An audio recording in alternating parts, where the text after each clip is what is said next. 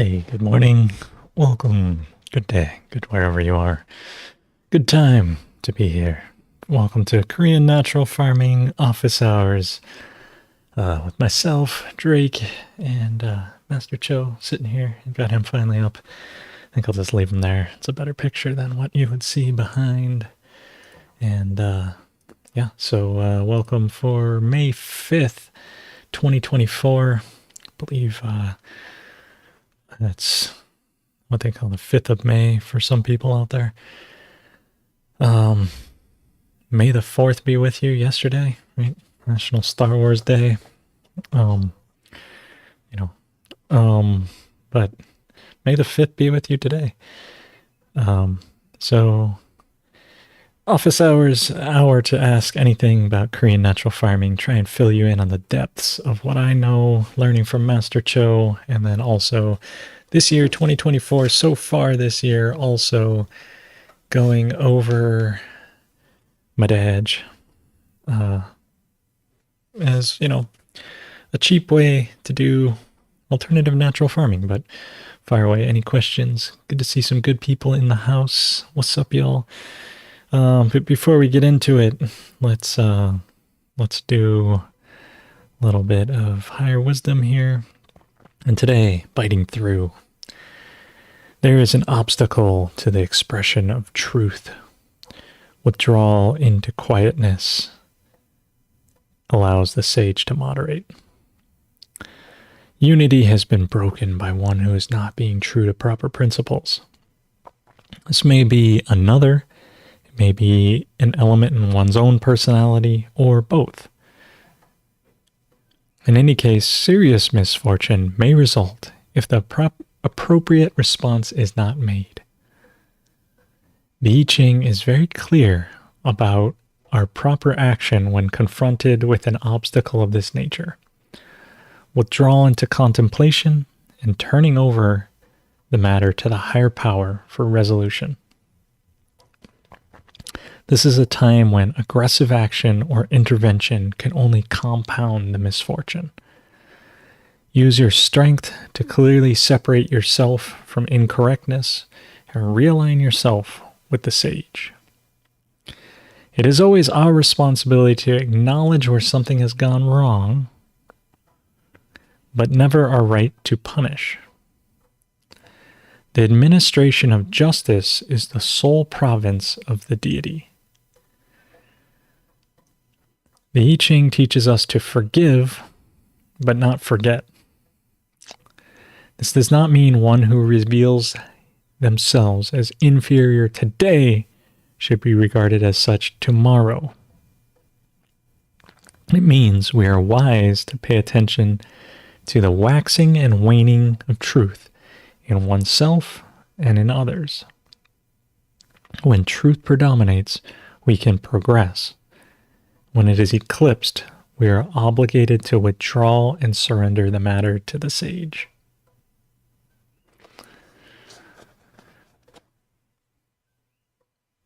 Biting through. Yeah, it's always a nice one to get. Makes us think about it, withdrawing into stillness, withdrawing into, what am I doing? Am I doing the correct thing? Am I doing the incorrect thing? What am I doing with myself? So I've been contemplating a thought for a little bit here of, been working with my dad, and he's talking about how, getting regenerative farming to the forefront of the consciousness of folks. And he was asking me the other day, he's like, do you have any references? Can I go on your website and find stuff? And I'm like, sorta. My website's pretty bad in a lot of ways. And, and then he was asking like, yeah, I just need to summarize all this in a 5-minute thing. And then he's like, the more I was researching this, the more I found that there was all this information out there. And I was talking to him kind of about resonance and frequency and like tuning in and how do you help an absolute beginner, right? Because here, most people tuned in, you guys out there, I would assume most people out there have some knowledge, especially the folks that are tuning in regularly. You guys like really know this really well. But how do you get this to a complete beginner?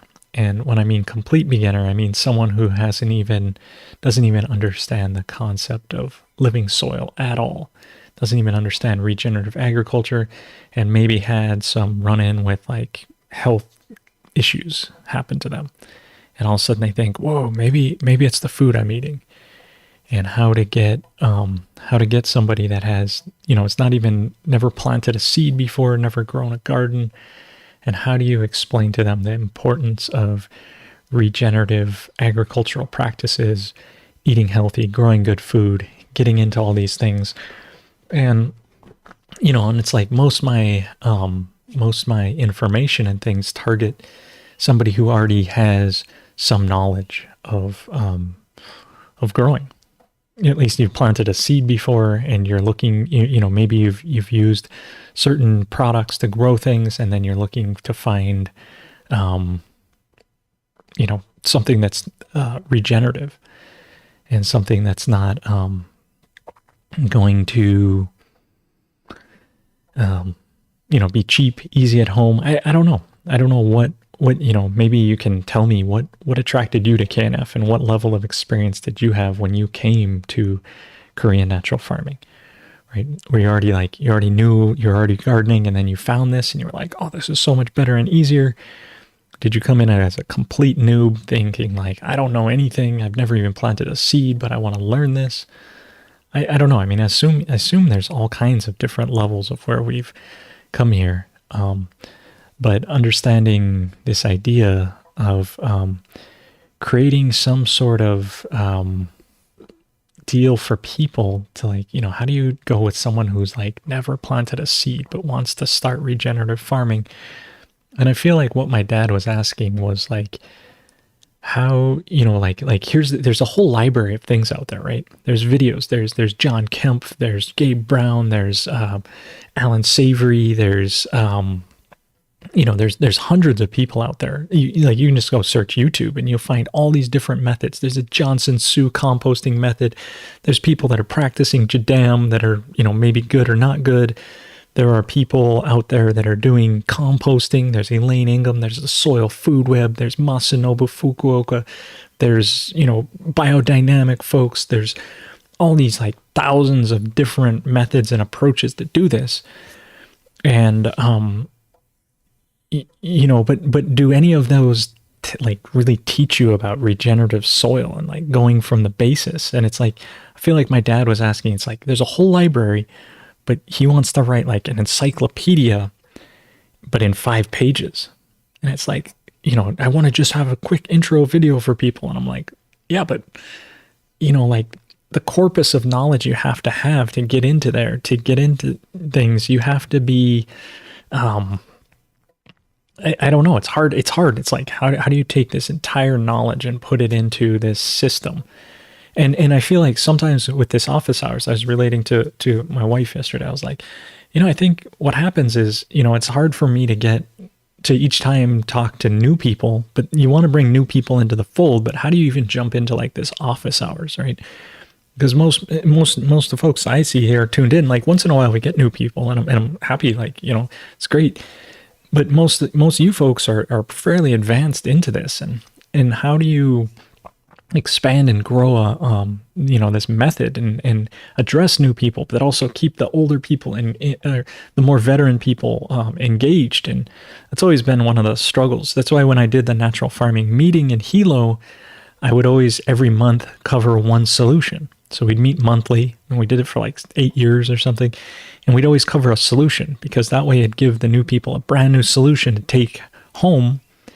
But then the veteran people could share how that solution has benefited them. And so with 9 solutions, that basically gets you, 9 months out of the year. And then you have 3 months that you can go into like animals or other maybe application or, in-depth things. But you can just kind of have a monthly meeting every month, and you're going through one solution each month. Or maybe IMOs needs a couple months of doing it, it's a more complex solution. but that way you were always engaging new people and veteran people and having this really good exchange. But because I do the office hours weekly, there's only, 9 solutions. That's why I'm doing Madaj, right?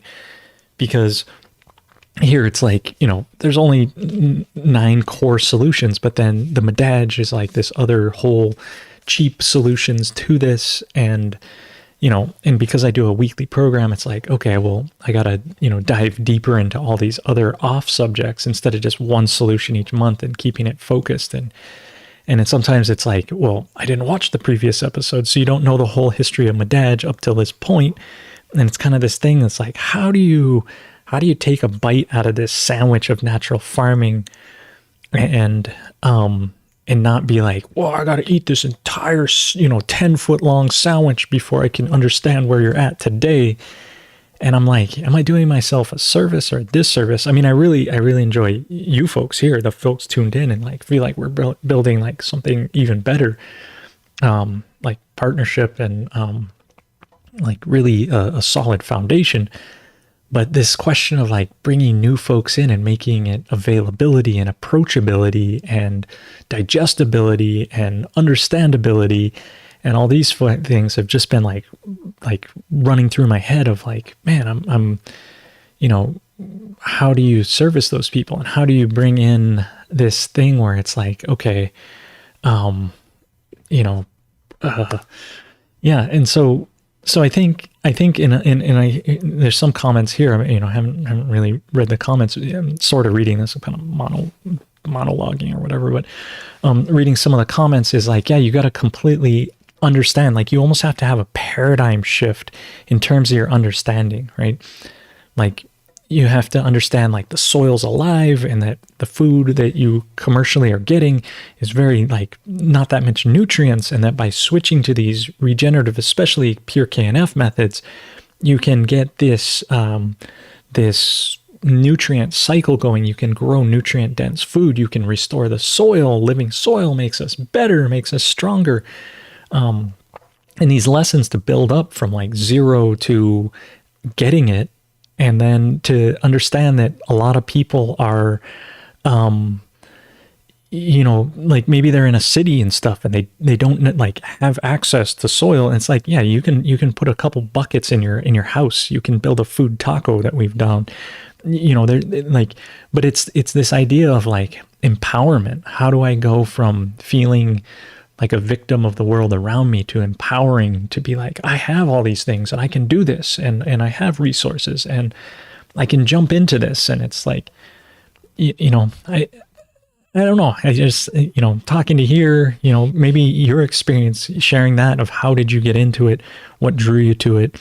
What level were you at before you got there? Like answering these questions would help me to understand, okay, because you're here, right? You're tuned in.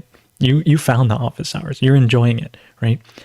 How to help other people figure out where they're at and have more people get into that. I mean, and then the other part that hits me is like, well, do I want a whole bunch of people to come in and dilute this and then like have noob questions again? It's like I got to empower you folks to be helping these new people and helping it so that we can grow exponentially instead of just like taking what you loved of like going advanced and deep into natural farming and then diluting it with a bunch of noob questions. Maybe it would off-put you as a veteran person.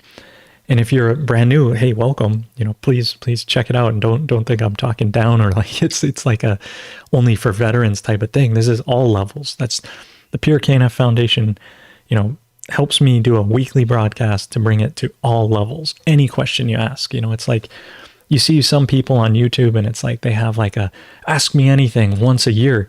I'll have a weekly ask me anything, like ask me anything. And I'll answer it for, to the best of my ability for Korean natural farming. And, it's free for you to tune in through YouTube, minus your internet connection, the phone, all the externalities that there are for free. So introducing folks to LAB protectors when they're having fungal issues and smell issues is a great way to pull them in. Yeah, but how, I hear that. I think that is like, some like starting with one solution like LAB or the lactic acid, the protectors, or starting with the KNF foods, those two recipes are like the way in, right? You got microbes and food, those two, right? Those are the ways to get in. But how do you get to somebody that's like even in a different paradigm where they don't even realize that the food they're eating is like not, is killing them? I mean, for lack of a better word, it's not necessarily killing them. I mean, some food is killing you, but it's lowering your lifespan, your expectation. If you're eating more nutrient dense, more healthy food, that I mean, the theory is that you'd live longer. I'm not even sure that's true. I'm really, I don't know. I mean, it's sort of like this. Oh, I eat better food than you, I'm going to live longer. And it's like, watch me get hit by a bus and die tomorrow. It like, it doesn't, life is not so linearly directed between things. So, but yeah, anyway, I've been kind of wrestling with this question of like, what are my strengths? What are my best efforts? What am I doing with my life? Right. Like, and how am I helping folks to connect to nature, to connect to growing, connect to these things? So the more I understand, the more I have, better about this, like, I guess you kind of got to start farming. You got to have some medical emergency, some kind of critical thing happen in your life before you realize that, maybe it's worth changing to do something different. Because if you're doing you're doing something and it's working, and even if it may not be, the most optimal solution, you're going to continue to do that, right? But I don't know. Anyway, I've just been, talking with this thing, and I like Jonathan's idea of compressing KNF into 10 memes. That maybe I did draw a bunch of things at one point. I was trying to do these things, and I think the answer is baby steps into it. But how do you, the larger awareness, maybe it's a struggle that I'm not even, supposed to engage in and struggle with, right? I mean, I love talking with you guys that are tuned in here and going deeper to make you more knowledgeable, that maybe you can help spread KNF where you're at. But even if you don't, it's fine. Like if it's improving your life and, your soil and your environment, like, isn't that enough? Like, why do we have to, maybe it's just like an egoic breaking through thing of that there's a fault in myself thinking that I have to do this or that there's some sort of thing. But no, just like appreciating the fact that we got So in here from Brazil, that we got Rainbow Possum coming in from Seattle, and it's equally rainy and mushy here today. We got Cecily from Western Australia. We got Cheryl coming in from Idaho. We got Eyewitness from Florida. We got Stonemason from Indiana. We got Christoph coming from Germany. Like, isn't that enough that we've already built a worldwide community, and that together we're these nodes in this fungal network that are interfacing, and that, I don't know. Maybe it is enough that Master Cho's works came all the way from Korea here to, Hawaii, and then from here went out around the world. Not that they weren't already. They were already, Master Cho went to the Gobi Desert. He went to China. He went to, India. He went to the Philippines. He himself went around the world. But I feel like it didn't really break into the Western world until he came to Hawaii. And then he was able to get it, to me and a few other, devoted disciples to be like, man, this guy knows what he's up to, and spread it all around. Maybe that's enough. Maybe that's enough. And that the tiny little bits of inoculation we're doing is enough. And, don't worry about the other people, right? I mean, isn't that like the classic, sage thing to do, right? It's like, you don't go to the sage master, walk up the hill, and he says, what you should do is worry about others, right? The classic thing is like, what should I do, master? It's like, improve yourself. Just keep improving yourself. Anything you can find, correct yourself. Don't worry about other people. They'll get what they get when they're ready, and they'll resonate on these different levels. And when they're ready to resonate with you, because you're improving your wavelength, your vibrations, your presence, your being, then other people will be ready. But trying to take other people and be like, you need to resonate better, is like They're, you know, no, that's not how the world works, right? It's not like the master says, yeah, you know, force other people to learn and become more enlightened. It's like, no, like just chill out and just do your thing really, really well. And then other people, when they're ready, will join you, you know, and just don't worry about it. And maybe that's the key. Maybe that's the thing. But I often think, you know, here I am. I have a channel, right? I have a YouTube. I have a thing. It's like, you know, there's 17,000 subscribers, you know, and out of that, it's like, you know, they've got 250 people that tune in weekly to this, which, yeah, thank you. Love you guys. But it's like, you know, I always think, oh man, I could do more. I could make this research. Maybe this weekly effort of putting this office hours out isn't the most effective thing I could be doing. Maybe I should get a channel with clickbaity titles and scantily clad men, you know, and attract the people in, you know, get a celebrity here, you know. I think of all these like plotting and scheming, and maybe that's the defect in myself, right? Maybe that's the breaking through. Maybe that's the breaking of unity within myself. But anyway, I encourage you, I implore you, think about this. Think how you got into it. Share it with me so I can like at least know and be like, okay, thanks. And understand how, you know, can we build this bigger, or does it need to be built bigger, or do we just continue to do our thing, or, you know, what is the most effective use of our time? And, you know, I mean, I think, yeah, here Christoph saying one of the things that attracted him was, you know, making things from his land, and instead of being independent of store-bought products. And I think, to me, ultimately, one of the things that natural farming brings to you is sovereignty, right? Like, and to me, it's like, what is the most important thing to me?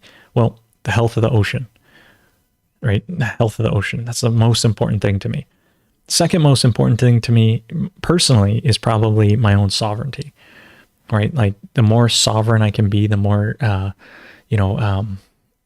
independent of systems and things, and independence, and, you know, connection with God versus man, and this machine that we built. That's important, you know. So yeah, I think that's a huge, you know, so maybe if you're ready for sovereignty, you're probably going to find natural farming. You're probably going to be, you know, have Master Cho just like shatter the chains that were holding you to all these systems and be like, I found freedom, just a little bit of sugar, and now I can grow whatever I want. Now I can boost my plants. Now I can enrich my property. Now I can become a better human being. Like, that's sovereignty, right?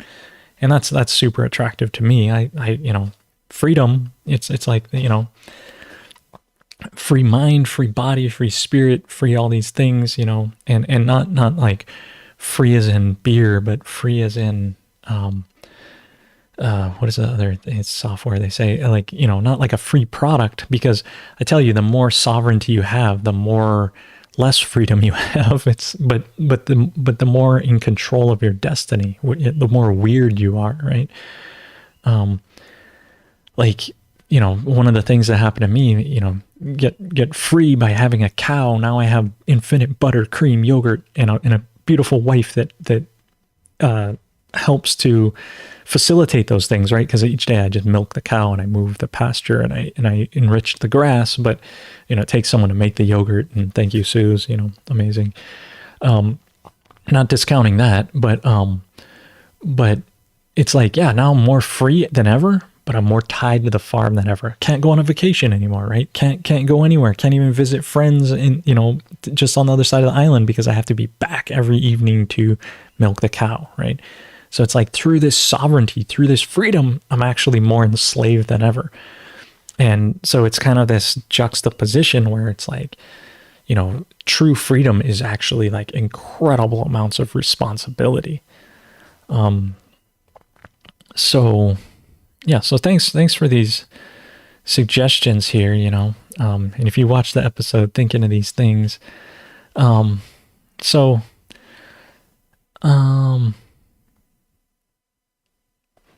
amazing in Kona. We're not in Kona, man. We're in Hilo. Hilo, come on, Tyler. So Cecily, okay, so I'm gonna scroll up a little bit. We got a question here. I'll get back to this. I know I just kind of monologued and ranted, and I appreciate everyone here, and I'm gonna make it worth your time. But I think this is a good conversation to have, to think about. For each of us, are we doing our best out there? Are we, or maybe that's the unity is being broken. Just do the best for yourself, and others will get in there. But run out. Yeah. The threat of death. Rainbow Possum Farm. Like, we are headed down. Like, if we continue the track that we've been doing for the past little bit, 60 years we'll be out of soil. I always remember exponential theory that it's actually faster than 60 years. We're in like the last doubling period for a lot of resources, and it's not so far off. It's actually like close. I think we hit peak prosperity in 2018, 2019, somewhere in there. And then we're sliding down the backside of most curves at this point. That's why the economy's in shambles. That's why it's like tech's getting worse. We've hit peak technology. So anyway, that's just my observation. You may see it differently. You may think the world's still getting better and we still have 60 more years until we hit that peak and then we'll slide down. But I'm pretty sure we're already sliding out the back, which is why I encourage everyone to do natural farming, because it's sovereignty. Get free. Get free before you get pulled down by the whole thing. I like the fact that Eyewitness does the shock factor with the can of fuel. I did it yesterday, actually. My dad brought a friend over and opened a bucket. And I'm like, this is just fish and sugar. And he's like, that smells pretty good. And it's like, heck yeah, it even tastes better. I should have him taste it, but I didn't. I need to be drinking more of that. Just improve myself, right? Just improve myself. And Christoph's saying, for me, meaning and connection, connecting back to things. Connecting back to nature, building family, building local community, sovereignty. What's up, Mark? Mark in the house. Yo. I love your hot pot meals meeting with the month. Oh yeah, potluck. Yeah. Yeah, so there are a bunch of resources out there on my channel if you explore it, but having people, like, none of it's clickbaity. It's all like long 2-hour lectures where you'll learn a lot, but it's not like in the TikTok vibes, right? So anyway, I'm glad people do. You guys have the attention span and know the knowledge and find what you find. When you find it, you're like, that's good, and dig in and go. But it doesn't have the same like glitter or gleam out there, like I don't have cat videos. I'm not blowing things up. I'm not, giving money out, the classic YouTube, like, I'm going to spend $1,000 on this. It's like, the classic YouTube sucks you into it thing. So Printer Bear, I got a question. Let's get out of that rant and things, because that was like a half hour of good time. But please help me out and think of this and think of how you can do it yourself and try and grow the movement is, I guess, the summary of that half hour of goodness. So any thoughts on using root tips for a KNF food? Allegedly, root tips are higher in cytokinins, and I'm thinking about root tip KNF food of high manganese plants that may help in the reproductive formula. So, so let's go, let's pull up the book here and get into it a little bit of root tips for making a KNF food. So, let's go this one here and do that. Get the book. We'll pull up this for KNF food. If you're going to make a KNF food, let's see. Here we go. KNF food, making it's also fermenting plant juice. And so a KNF food made from root tips, you can gather the roots. But instead of washing them off, just shake off any excess dirt. So it says right here, shake off any excess dirt. So just shake that, beat it around until you get off majority of the dirt with your roots, and then follow this same recipe. And most likely you'll be in the 1/3 ratio because roots are not that sugary. And go ahead and ferment those and then pack them into a vessel and do this, and you will get the hormones and everything that's in the roots. And I would say probably makes sense to do where the growth tips are done early in the morning. I would say do the roots like midday, because most of the plant will suck its energy down into its roots midday. So do a gathering midday and then mix the roots 1/3 with sugar. Probably it's going to be your sweet spot. And pack them into a vessel and do this. And then let them ferment. I make it from ginger, turmeric. All those things are either their roots or their rhizomes, or, I think they're rhizomes. But amazing amount of liquid in there, and do those things. The other thing that I know folks do, especially with that flour that you can't mention on YouTube, is they will go through this process to get nutrients out of them. So they will ferment, make a KNF food, and then instead of pouring it off, they'll then add in the alcohol and go through the KNF food recipe. So same thing, you can take the roots, the brown sugar, make the KNF food recipe, which is symbolized by this down here. And then once it's done, then you add in the alcohol into this, and then go through this tincturing process to make it into more of a medicine, to gather out some of those properties. However, both are probably effective. I would say, do what works for you. Experiment, see if you want to go this direction, this route. But roots sometimes have these other compounds that are not as easy to extract through a water-soluble fermentation, this is a water-soluble fermentation with slight alcohol. And then this is an alcohol extraction tincturing process. So both of these will work for you, but it depends what properties you're after out of the plant. So I would try either of those, see what works for you, report back, give us some info, see how it went for you, and see all that. So we got Nate coming in from Tennessee here.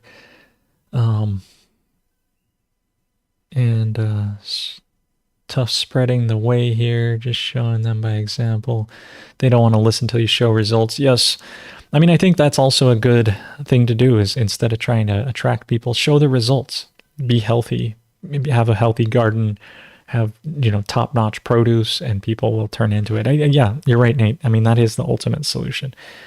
But I'm talking about like learning material for noobs, like once you do show them, how do you get them in, right? How do you get them in? I don't know.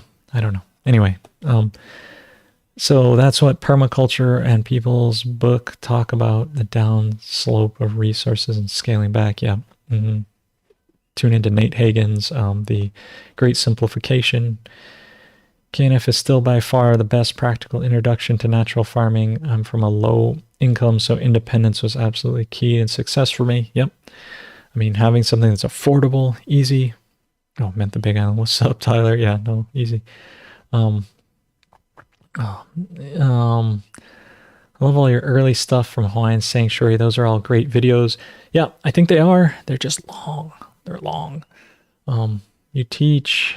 I don't feel that you crusade. Some people focus on the end of the world. But you are just get to the answers. Yeah. We can all freak out and just take care of you. Not fight on the internet daily. What? Fighting on the internet? What's the point of life without fighting on the internet? There you. Yeah. So root tip's cool. Yeah. Okay, question, Jonathan. We got a question here. I put fruit and vegetable scraps in plastic container during the winter. Now I have mush and juice. Should I add brown sugar? No. If you've already, the brown sugar. So no, if you've already rotted something together, like you probably, if you're doing like a bokashi, you want to store compost over the winter, I would go by putting in these protectors into there and into your thing, and do like more of a bokashi type of thing. So, you can't see where I'm looking. I'm looking here. I would add these protectors in there into your thing while you're collecting your food scraps. And this would then make like a bokashi type of thing. And then I would just use it more like a fermented plant extract, where you'd add water to that and go more Jadam method. Adding brown sugar to something that's already been digested and broken down, the whole point is no good. It's no good to add the brown sugar. The whole point of the brown sugar is in this recipe, it osmotically pulls out the plant material through osmosis. So if your plant material is already broken down, there's no sense to add the brown sugar to do osmosis, to do, it's already fermented. It's already done its thing. And so you have mush and juice. I would just dilute that 1:100 and spray it out. You're doing more of this disgustingly cheap food than you are doing with a KNF food. So adding brown sugar to something that's already broken down, you're not going to realize the same value. And what I would tell you is one other thing, is that if you become a member of the Pure KNF Foundation, let me see here, get this side by side like this. If you go to pureknf.org and you become a member, you are then able to watch the micro documentaries. And a great resource for what you're talking about is actually this interview, this documentary right here. This is Cab Baber, and he's talking about Bokashi wisdom, and he's talking about exactly what you're doing, like composting in the way you're talking about, and he has just amazing resources for you. So it's a good 20-30 minute interview with Cab. He's a Bokashi master, and he will talk to you about this. So it's $60 for a whole year of this, and you get to watch all these documentaries, plus you get in on the monthly meetings and all the other things that members get. And so I'd highly recommend, it's worth it, join in, become part of a good community, support the office hours, all these great things that you get. But Cab is a master at Bokashi. So he's talking about exactly what you're talking about, Jonathan. So well worth checking out that. And Eyewitness saying just throw it in a compost pile. You can do that too. It'll be get your thing going. I like Big Wes's advice to turn off the TV and the fear mongers. And then how does it smell? Yeah. So yeah, talking about that. What's up, Allie? We got Missoula in the house. Started the FAA 2 years ago with salmon and brown sugar in a cooler in my basement. It's a mushy mush with some bones. How do I process this stuff? It smells like fish sauce. Just pour it off. It's ready to go. If I look at the book here and I go to the food or the fuel, I know you can't see what I'm doing right now, but yeah, no, your fish amino acid is good to go. So take, if you've put in the sugar and fish stuff and in your cooler, it's fine. And then the last thing to do is to step 6, pour off the liquid, and you should have amazingly good stuff. And you don't need to add sugar or anything. It's already super saturated. I just extract it into small usable bottles. I usually reuse my vodka bottles from the medicine recipe because they're nice, good bottles. And I just pour it off and then use it. And the typical dilution for this is 1:1000. But you can look up at all these formulations here and you'll see fuel is used in all these recipes right here. And sometimes it's diluted 1:3000. So 1:3000, 1:1000, 1:1000, 1:3000. So it is extremely potent and good stuff, and you can use it. It adds the fuel to the fire. If you throw too much gasoline on a fire, it'll just explode at you. So you got to add the fuel very slowly at the right rate. But it'll help you out. And that is how to add that in there. I'm glad you made the fuel recipe. That's great. You can do things like Eyewitness and eat it in front of people and scare them.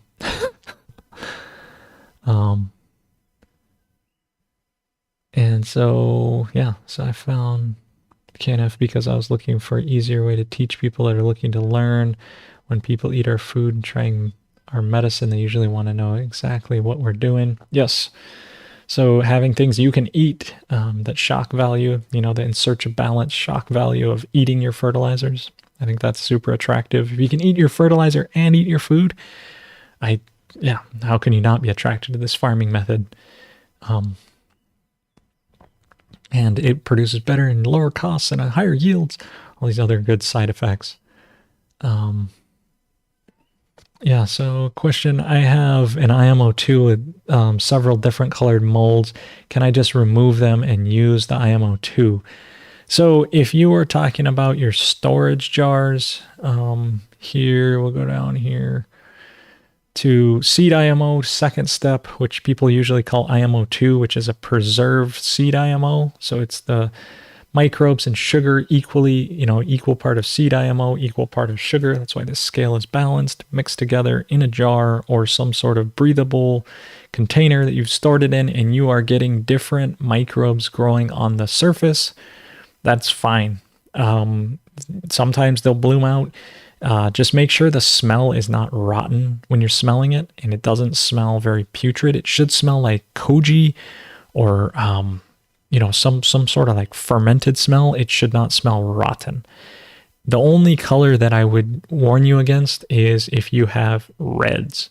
If you have a bunch of red growing on top of your IMO, stored, your seed IMO preserved, I would be somewhat skeptical, maybe not use that batch. But if it's yellows, pinks, blues, greens, rainbow color besides red, you're good to go. And should be fine. Sometimes you will get, especially if it's stored for a while, you will get different microbes blooming out on the very surface of the of your solution. It's just, it's just a natural thing. So you don't have to scrape them off or anything. Just use it without scraping them off or anything. You just go for it. Long is lovely. I use the sauce rather than weed roots.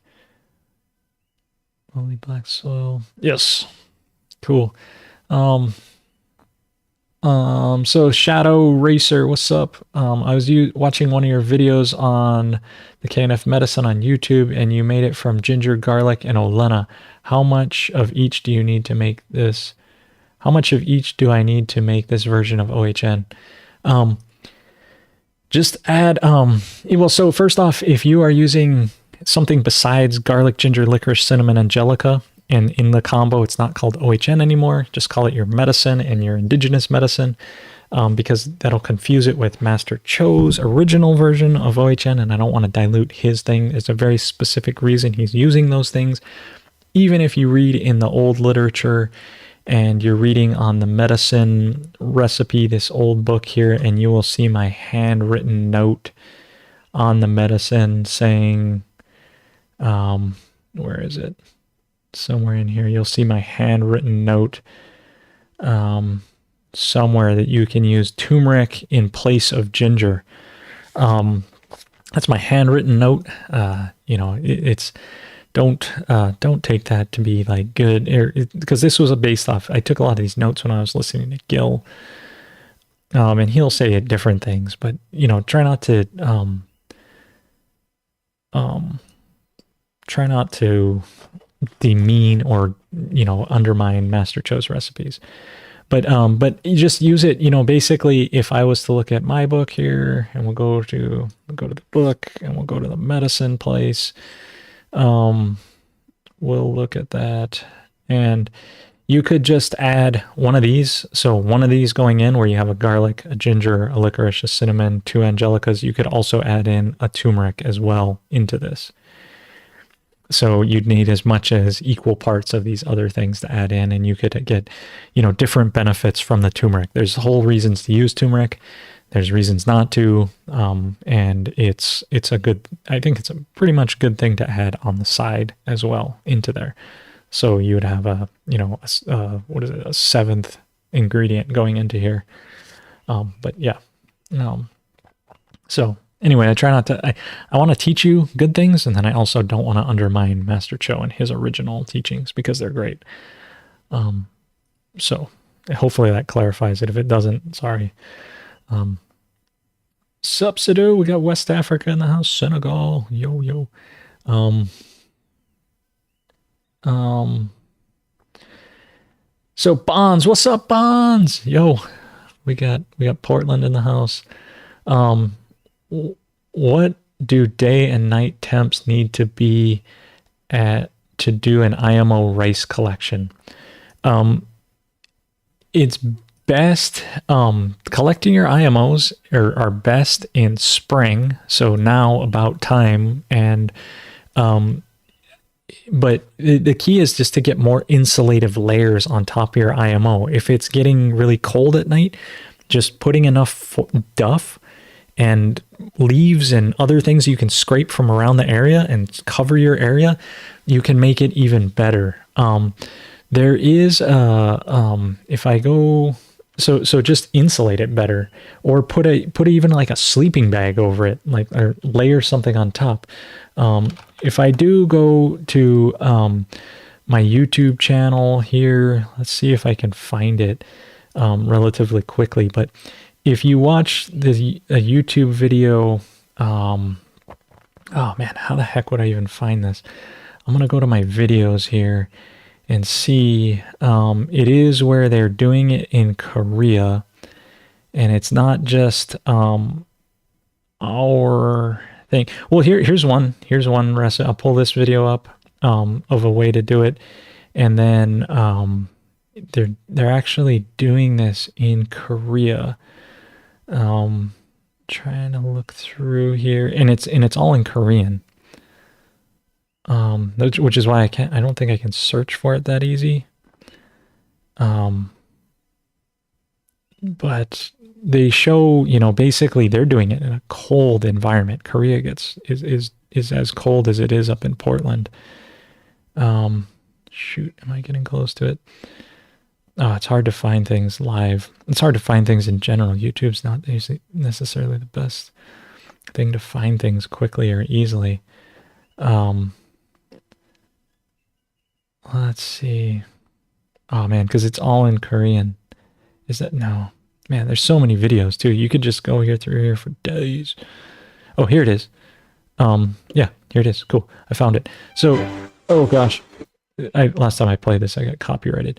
But here's them going out into a forest. I'm gonna mute them and play this a little bit. Hopefully this doesn't demonetize. But they put their IMOs down, and then, they're in the forest. And this is Korea, which is going to be as cold. You see how much forest duff they're putting on there? Like, they're not just like burying it a little bit. Like, they made a mound that they buried this. Okay, now they're harvesting it. But, they got great IMOs. So if you see that, this is like straight up like, official Koreans in a Korean forest. Like, look at them just mounding this stuff up over the microbe collection. So I just wanted to share that with you, and then also come over here. mute this one. And this is where we're doing it inside in a greenhouse. So this is another method. If you're doing it in your in winter and you're worried about the temperature being too cold, you can actually bring the forest to you and bring the forest duff inside and put it in a container like this, and then moisten the leaves up to about 50% moisture. And then they're digging a little area inside. So this is just forest duff. It's not just leaves. It's like kind of the broken down leaves where all the good IMOs are, and a little bit of soil and all that. And then they're digging a pit. And then after that pit, they're putting their rice box into, putting the rice in the box, putting the box, then, man, this takes forever.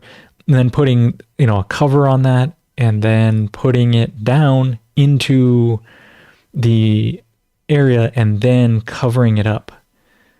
So once it's added there, then they're, burying this, so that this is then heaped, and you see how he's making, like, you got to have that distance over it. So we're heaping the leaf material over. And so even though this is Korea and this was like early, I think this was October-ish, it was, it's relatively cold. You just bury that box down there.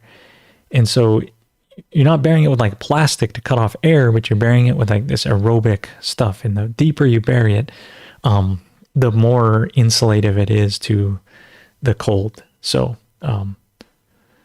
So anyway, hopefully that's helpful for you to understand those two things, because so it's a matter of then feeling under the box. Did it work or not? Did it, and so burying that stuff, really good stuff here. Let's see. Okay. We're yeah, so anyway, I'm gonna skip through a few of these things, composting, bokashis, all those good things. Any more news on the payment options for membership? It's written in our bylaws, we have to take payment up front, but it's $60. So hopefully it's up to you to be disciplined. Put away $5 for, a year, and you'll have enough to join. $10, $20, 3 months of putting away $20, and you'll have enough to join. Kombucha bottle, okay.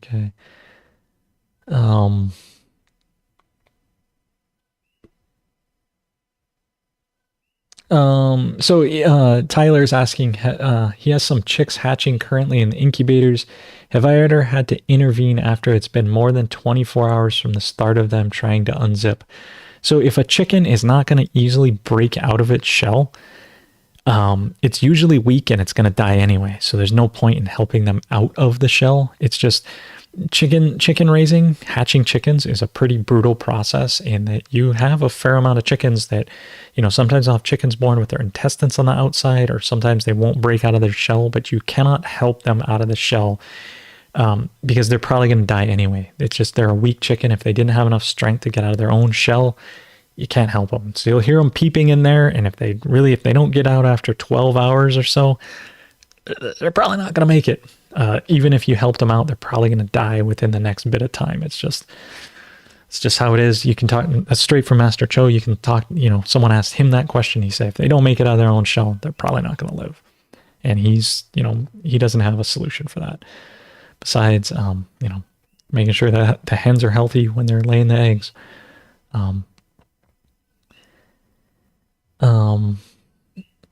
What are my best tricks to succeed when collecting IMO? I think those tips I just gave are pretty good. I mostly end up with dry rice in my IMO collection box. Greetings from Sweden. Insulating it better, and if your rice is drying out too much, cook it with a little bit more water. We say to cook it dry, but that moisture is the thing.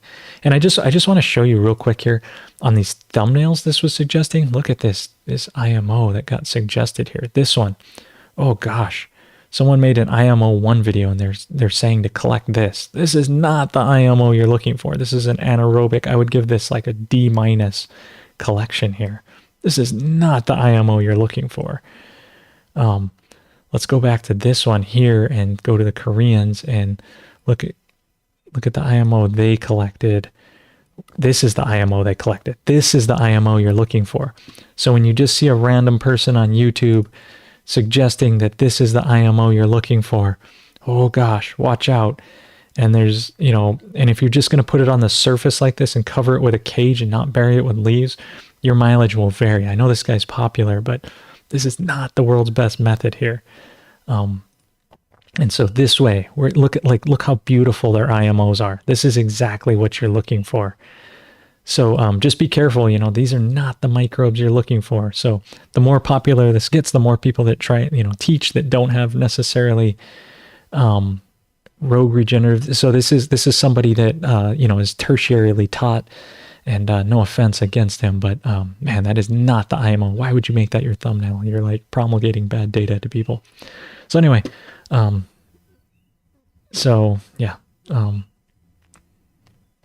we got Reed Sol Music just made some OHN. Awesome. Made it, initiated in. You should get an orange hat, we got Sweden in the house. Man, I love this global community. Gregory, okay. Alfalfa meal, awesome. I'm glad Big Wes is doing it, making the alfalfa meal back. And moisture is the most important thing for collecting your IMOs for the environment. And it's like so, like another thing to do is just like try it a couple times until you get really good looking IMO, and just go at it and try different moisture levels, try different baskets, try different areas, try different things. Like, because I can't tell you, because I'm not like, if I came to your area, I'd be like, okay, you need to do this, this, and this. But there's so many scenarios out there. It's just, but moisture is the most important. Most important is the moisture. Water is life, right? Bamboo collection box, yes, awesome, smart. Yeah, in making IMO 4, yeah, the max temp is 120. Organic rules say compost temps are higher. Are there any issues going higher? Yes, if you make an IMO collection above 120, those are not the microbes you're going for. Those are the breaking down microbes. So composting, you're not composting. That's what you have to understand, is you're not using anything that would require you through organic standards to compost. You're doing a specialized mulch process, and you're not composting. So because you're not using pathogenic things, you don't have to go through the rules to do organic. And if you go up to 140 and you keep it there for 3 days, like you have to for a compost, that's not the microbes you're looking for. That's not the IMO process. You've now grown a bunch of microbes that are not the ones you're looking for. IMO is a very specific thing. And so just don't even, like, if your organic standards, if you can't get around them, then just make IMO 2 and make a liquid. So make the collected seed IMOs and then just make a liquid from them instead of going the whole IMO 4 route. There's a bunch of reasons to go to IMO 4, but if you can't get around your standards, then don't. You're going to be better off using seed IMO than you are bad IMO 4. Like, bad IMO is like the bane of everything, and it's a very complex process. And it's like, Master Cho will make it seem like it's easy. It's highly complex and extremely difficult to get right, especially if you don't know what you're doing or you're just trying to learn from the internet. Like, you can go, for instance, and say like, oh, I got good IMO because you watched this video, and it's like, that's terrible IMO. Your whole process, you wasted all this time doing that. I mean, no offense to that guy, but yeah, but sorry, not sorry. Anyway, yeah, 2/3 air, all this stuff, very important, very important. Yeah, okay, deep enough. Don't click on those. I found a source now. Yeah, okay, great. Yeah, finding a good teacher, good source. Man, if is any, okay, I'll ask it later. Will OHN go bad when each ingredient is kept separate? No. The cool thing about OHN is that if you notice in my book, I have all these ingredients stored separately. If you keep them stored separately, they will micronize. The only way OHN can go bad is you don't have an airtight seal, and the air in the alcohol will evaporate and leave your solution. Once you've had the alcohol leave your solution, it is no longer effective in the way that it's supposed to be. And so that's the really only way OHN can go bad is, well, you probably also want to protect it from sunlight, because that can degrade things. So keep it in like a dark brown bottle or in the shade. And you don't have an airtight seal. Those are the only ways OHN can go really bad. Or you add water to it or something, but if you just follow the recipe and keep it airtight, there's no way this should go better or go bad, and it should get better stored, each one there. So, and yeah. So, yeah, and so Stone Mason saying it's better and better. IMO 4 comments, yep.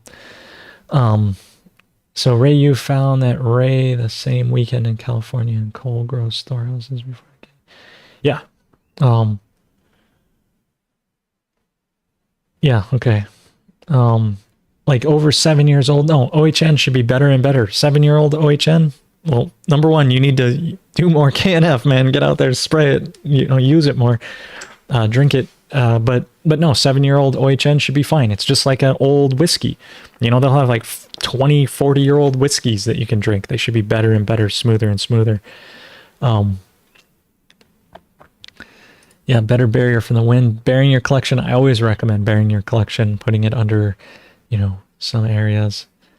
That's the good stuff. Yeah. Okay. I've been bringing home leaf mold and nice fungal development on sticks, but from out in the country where I work, put them in the composter, feed it fish only. It has turned into a cool living thing. Yeah. So composting, doing all those things, it's great. Making IMOs, but you're really after the forest fungal IMOs. Like there's a big misconception with IMO that it's just like whatever grows. It's like, no, it's the forest fungal stuff. It's that layer that's right there. It's that top inch of soil. It's that duff. It's that living part. It's for me, it's the top inch because I'm in very tropical conditions and it breaks down quick. But, okay, so with that, we'll go slight overtime maybe because I did say I was going to do Medaj and we didn't even, I ended up just talking about how to spread more KNF. But if you were brand new, one way would be get this book. It's a very inexpensive, not good way to go about it, but it gets you there. And when I say not good, I mean, it's good.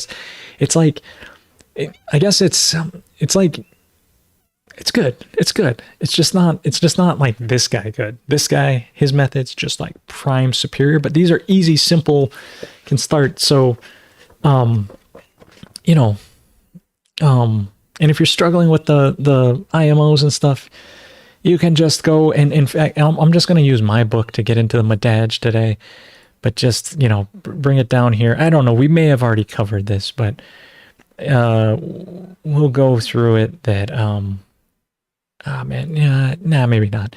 You know what? Maybe we'll just leave this for next time and just leave it as a thing to the imagination. And maybe next time we'll start with the Medaj and maybe we'll get into it deeper. I don't know. Try to bring good things. But hopefully you learned a lot from this episode. Seeing the Korean way of doing it. I don't know how many of you have truly explored my YouTube channel and those offerings, because it's like, man, my channel, even I go back and I watch my channel and it's like videos, like there are, here's this learning center, there's all these things, small farm financing, KNF application, growth stages explained, plant juice, mulch IPM, ultra low cost pest solutions. Let me just drop, because we didn't get to the Medaj, let me just drop this one in the chat, because here you go. This is me talking about Medaj, and this video has an absurdly low view count. This has only 389 views. And this here is telling you ultra low cost pest solutions, right? This is like straight up teaching you about these pest solutions. And why is there only 389 views? And let me drop this one in here. This is, using KNF Farm Life, Revive the Earth. Like this is using okay, so the recording's bad. I'm not going to lie. I just put my iPad on the ground and recorded this, but this has absurdly low view counts. Like, and then it gets I love it. It has a climate change warning below it. Like this guy doesn't know what he's talking about. But this has 428 views 7 years ago. Let's try and see if we can get the view counts up for these two videos. Middle click on them, open them in a new tab, watch them after this.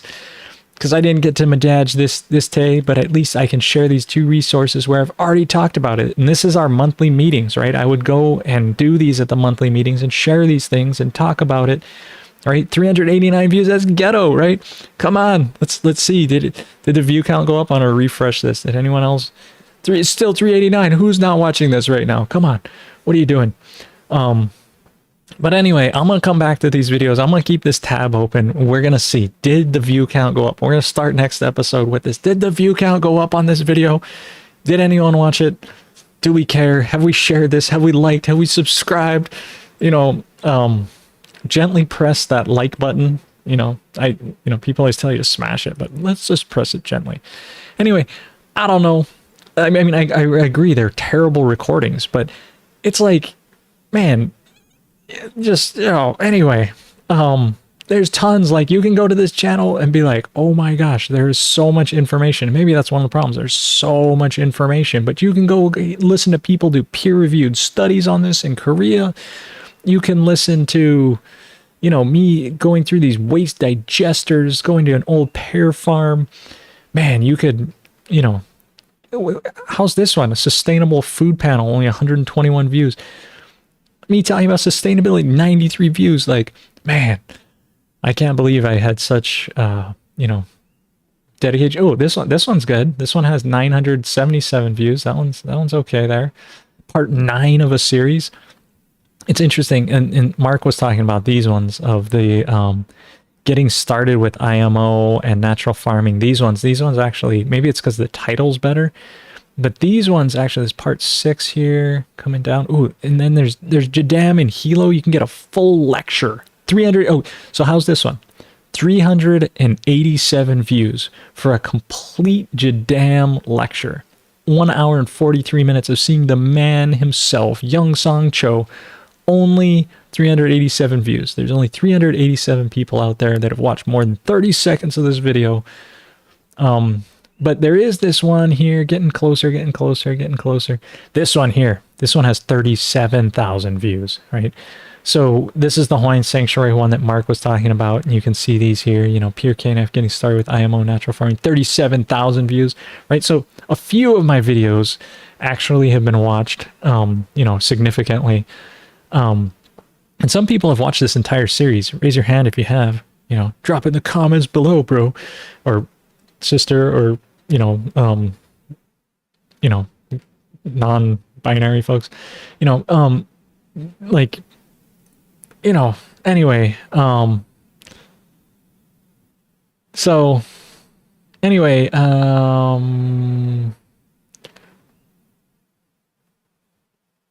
Oh yeah, Cheryl has OHN and FAA for sale. So hit Cheryl up in Idaho. Check that out if you want it. Get it good. Yeah, no, I always promote people selling, doing these things. So anyway, and I'm just, you know, I want to thank you. We've been a bit of overtime because I was just trying to promote this stuff. Maybe I'm breaking unity. I don't know. Doing these things. Oh, I'm pretty sure the one with 37,000 is what got me subscribed to you. Yeah, that one's pretty good, huh? I watched that series 4 times. Yes. You can always watch it on 2 times speed and watch it while you're out doing things, download it on your phone, you know. And the KNF series. Yeah, those are all good things. Okay. Caress that like button. I like that. That I may pinch from you, Lucas. Caress that like button. Just once though. So cool. Well, I'm glad, you know, we get a lapel mic and shut people up. Yeah. You know, I did actually go and improve my tech abilities and all those things. And then once I got good cameras and things, then I just didn't make films anymore. So oh, there's no liquid but mush. Okay, Ali, you're like lagged back, but just push it through a strainer. I don't know. Throw some papayan enzyme in there. I don't know, something to break it down. I don't know why there's just mush and no liquid. I don't know. Okay. And yeah, Mark's watched these things. Cool. Yeah, that's why Mark's tuned in. That's why he came out, take the class, all these good things. It's good. The sound's not perfect, but the info is good. Right, you can get over those things. That's always my thought, was like, people can get past this. If I'm into info, I'm not really caring, you know. So anyway, okay. Is there a store on the Big Island where I can get dry source ingredients for making OHN? You can try KO Natural Foods. They have an apothecary, and you can ask them to bring in the herbs, and they probably will do that. So KO Natural Foods, go talk to Wes Fujii.